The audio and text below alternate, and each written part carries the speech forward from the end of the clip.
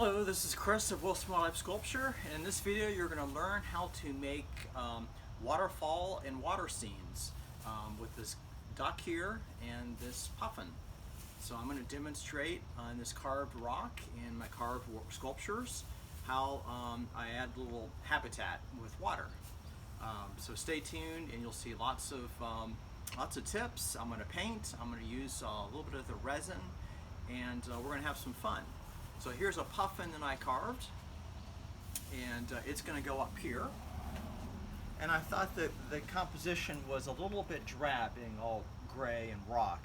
So I'm going to add some color, this blue waterfall coming down.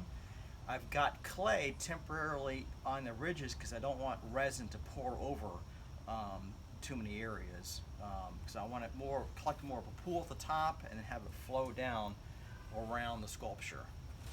So I demonstrated some things in the first video, like carving a base for this grebe, another piece I'm working on, and I'm going to demonstrate painting some of that blue paint and toning this down a little bit, which I mentioned in the first video. Here's a look at the puffin real quick. This is carved Tupelo wood out of one piece. And I'm still making the feet, but he's painted with acrylics as well as oil paint, and not quite finished. Needs some more details. So I like to put some colors and different values in the blacks and whites, which are a little bit challenging to paint. So you notice a lot of blues and grays, violets, different shades of blacks, and some feather work, both carved texture as well as stoned and burned and painted on as well. So all those factors give the illusion of feathers, and now I'm going to show the illusion of water. So I'm going to put this away and demonstrate on this grebe. This grebe, it's a pied-billed grebe. I want to make sure you're seeing all this. I'm getting a little backlighting here. I'll change the camera around, give you some different close-ups. And at the end of the video, I'll wear my mask because I'm doing this outside because I don't like to breathe in chemicals. And this stuff is a two-part resin. I'll put a box over the whole thing and let it dry so that dust and debris doesn't attract to it. So since the last video, I have carved this base out of oak. I've recessed it. I drew around the bird many times so that it would fit snugly, and then just gradually carved around. I draw, then carve, and then fit, and then draw a little bit more what I need to take away, and then carve a little bit more. So you just fit it snugly in there, so it looks like the birds. It actually can rest lower. You know, a lot of these birds will swim very low in the water, but this is just an illusion. I still think the composition's too gray and too blah, so just like the puffin, I'm going to add water. Now you could just go right for the resin pour. I am going to add a little color to the base first. So I have sealed the wood, both these pieces. I use Deft Wood Sealer, and that's going to prevent the resin and paint to soak into the wood. So let me demonstrate some acrylic painting really quick, and I really have a lot of fun with this. We're getting a little bit of light here, so let me come around and demonstrate from a different angle. I think that should be better there. Of course, I just got to get in the picture. Make sure you're seeing this okay. Getting some funky light. It's morning light, but the sun's just coming out. Didn't come out a few minutes ago. So I've got some blues already mixed. I like to make a palette just out of old plastic container. And this is actually left over from this waterfall, which I'm going to tone down in a minute here. I think I need some brighter blues, so I do have some different blues here.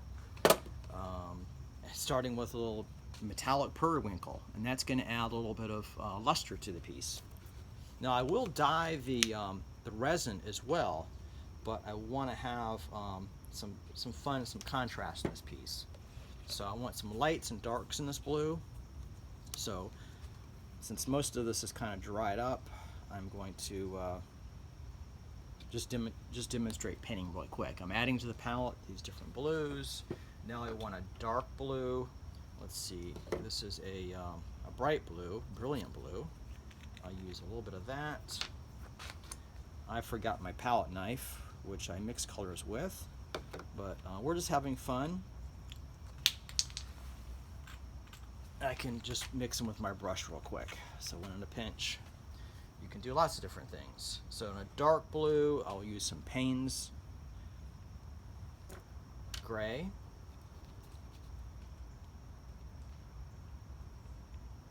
These are all acrylics. I like to get professional brand. There's many different kinds you can use. It doesn't matter if these dry shiny because I am going to paint the water, make it shiny. Okay, so I got different blues there. Let's go ahead and put those in there. I'm going to wet the brush first and mix the lighter blues first in a brush. I'm going to demonstrate wet and wet blending. Now keep in mind, this is all going to look good. It's going to be water's going to be poured over this, so you can change it with the water at a certain point. I'm not going to make this too liquidy, about the consistency of whole milk. So I'm going to demonstrate some wet on wet blending. Let's get a little bit more of that dark blue. Okay, well, I'll just go for it. Okay, here we go. Got to work fast with acrylics, and I'm just going to do it in the recesses. I'm going to leave the highlights kind of gray. I mean, kind of showing some of the natural wood color coming through.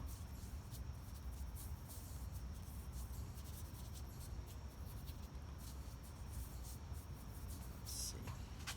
Okay, now since it's still wet, I can wet blend some of the darks. That Payne's gray in the dark areas.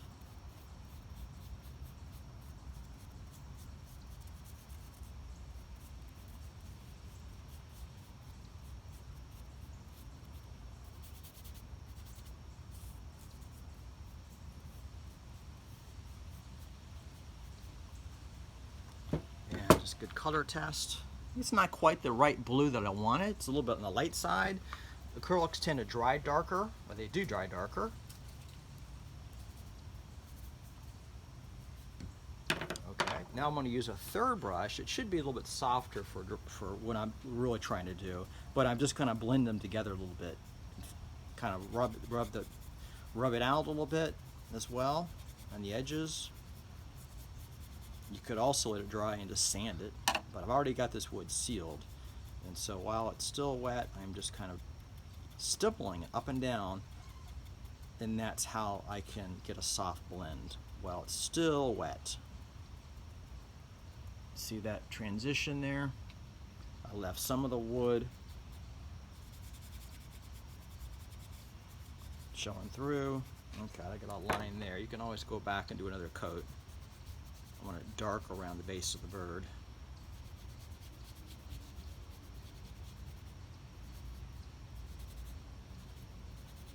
Almost done. I've demonstrated some painting techniques of painting my great blue heron recently. I made a few of them this year in other videos you can watch. I also use oil paint, and to learn step by step and how I paint, I have videos available on my website under wilsonwildlifesculpture.com, and specifically I have a painting bobwhite quail, but all the techniques I show, this wet and wet blending with acrylics, I also demonstrate with oils. I have on these videos. So I have, the first video is carving the bobwhite quail, very realistic bobwhite quail. Second is giving the very soft illusion of feathers, which I am still working on this bird. This isn't the soft illusion yet. I'm still texturing it, and I'm going to repaint. I'm retexturing it and I'm repainting it. Okay, so this is drying now, pretty fast. You don't have much time with acrylics, but this is the first step in how I make a cast resin pool of water. But it's very hard to get the colors exactly like you want with the resin, so that's why I cheat and just paint it with acrylics first. And therefore I can get the depth and value I want. That's the value is the relative lightness and darkness of the color. And yeah, I got different hues here: bright blue, periwinkle. Yeah, these are all very light blues. I'm going to use some darker blues this is a phthalo blue, transparent. And also I have dye blue I'm going to mix with the resins. So I can change the blue a little bit. You can also make it green. You can add yellow on top of the blue, and that would make it a greenish cast. In fact, a lot of the resins, they can yellow over time, and your water will look more green. Okay, so it's important since these are drying out, I gotta wet my brushes. I will clean them later. I don't like to leave them there like that. I'm pretty meticulous. I wanted to tone this blue down just a little bit, so in doing that, I'm going to show you how to do a wash coat real quick. And see, I need a third brush. Yeah, I'll just clean this a little bit. I'm going to put a wash and use a little bit of, see, there's warm tones in this rock. Oop, I gotta come up and show you this rock here. Let's see if I can elevate this a little bit here so you can see everything I'm working on. There you go. You can see the top of the rock and then down. You can see that it's pretty bright. I'm just going to put a wash and tone that down a little bit. Use a little bit of that Payne's gray, a little bit of burnt umber, lots of water. That's a wash. And I'm just going to put it on there to tone it down a little bit. It looks good blue, but it just doesn't look natural. And I'm going to let some sparks come through, look natural, but by doing a wash coat, I'm going to let that darker color set in those grooves. And therefore I'm toning it down a little bit. So you want to look at the intensity of the color as well, not just the value and the hue. The intensity is how bright the color is, or how saturated it is with pigment. And to me, some of these tubes, like this Professional Liquitex Brilliant Blue, is very, very too blue. I mean, water can be really blue, but it's a reflection of light. So yeah, you can see the light when it hits the sunlight. It is still blue in some areas, but I've toned it down a little bit. So I'll wash these brushes later, save my paint in case I need it. And I'm about to do the resin water, but before I do that, you got to dry everything. Now remember, everything is sealed. And drying, I just use a hair dryer like this.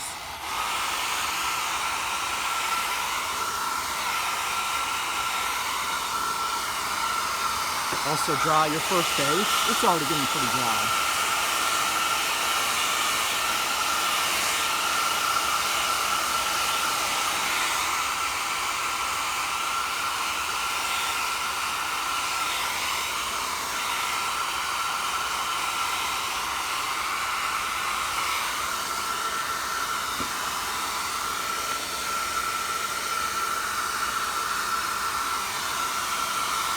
I'm going to mix these a little bit because I'm going to use them with the resin.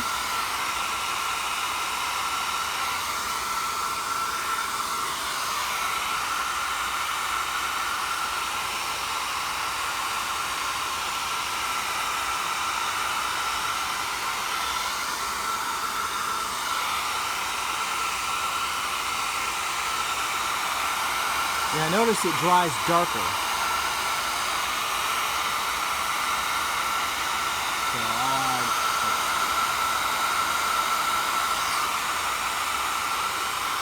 Definitely toned it down.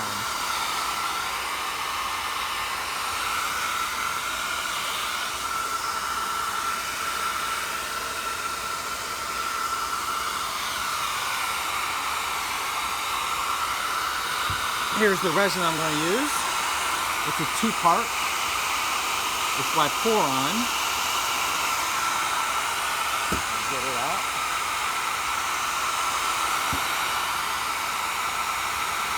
So you got resin and you got catalyst. I'm going to put rubber gloves on for this process.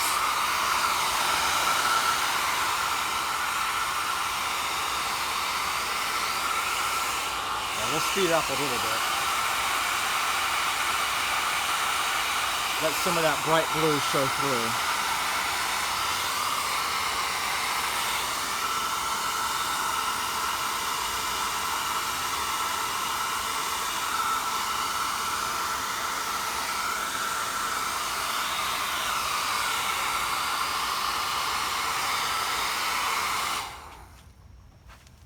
That should dry pretty fast. You can see how this one dried darker, and we'll see how the little grebe looks on it. Okay, so now I'm going to add some resin on top of that. But before I do, I'm going to smooth out some of the blue, just sand out like I was talking about before. Right, because acrylics dry so fast, I'm going to kind of fade it out to the natural color of the oak. If you can see that, I'm actually going to come around here so you can see the light better on this side.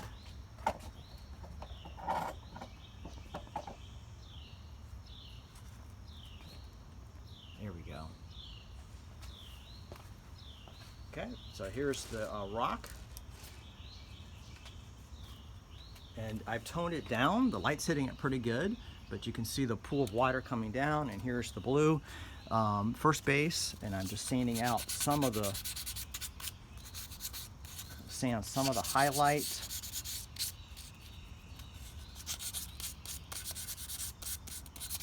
And kind of fade it into the wood, because I don't want abrupt shifts of color. I want it to be everything gradual to make it look soft, like real water. Okay, I was able to do it in one coat. It's pretty good. So I'm done painting. And this is drying pretty fast. Get some gloves on here, and I'll demonstrate the actual resin pouring process. Okay, there's the everything I'm working on here. And here's the water again. I'm using pour on high gloss finish. One coat equals up to 50 coats of varnish. And they have directions on here. I've used it a number of times before, and you want to use it on a day that is cool in the morning with low humidity. And fortunately, that's this morning. Yesterday was too humid, and this morning is cool again, but the humidity is not 50%. It's a little above that, but it's not bad, and I think it's going to work. I can get some air. You can get air bubbles in the work, but I'll show you some tricks how to relieve that. So the first thing you need is containers. I've got just some Dixie cups here. And I better put this bird away. I don't want to damage it.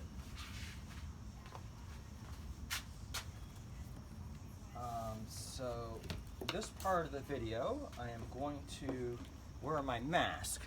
So you're not going to hear everything that I'm doing, but you're going to see how I'm going to pour it on there. Make sure this is dry. And it's a little bit wet in a couple areas, so I will